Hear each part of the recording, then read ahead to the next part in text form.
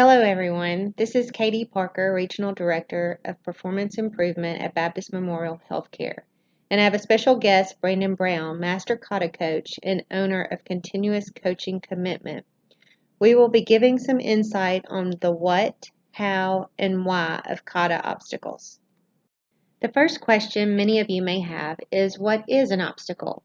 Well, I looked up the definition in the Webster Dictionary, and it said that an obstacle is something that impedes progress or achievement.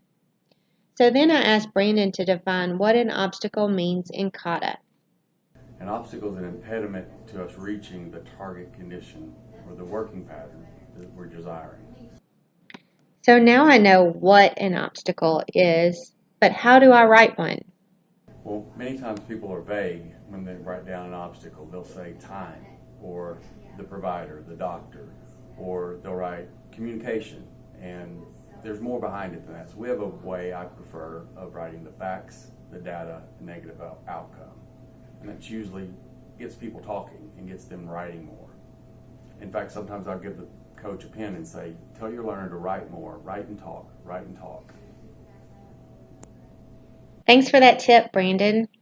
When writing our obstacles, if we follow the format Brandon gave us of including facts, data, and negative outcome, we will write very concise obstacle statements.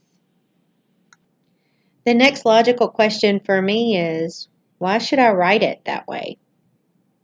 Well, Katie, as humans, we don't naturally think scientifically. This is something in kata that we try to teach people to practice as a skill.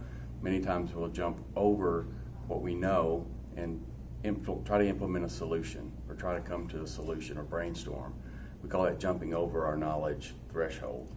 But if we stop for a few minutes and we just start to write out what are the facts, the data about the obstacle, and we try and drive out vagueness, our brains won't jump and fill in a conclusion or jump to a solution. We'll start to drill down into what's the information telling me, and how can I eliminate the obstacle, not brainstorm and try a solution.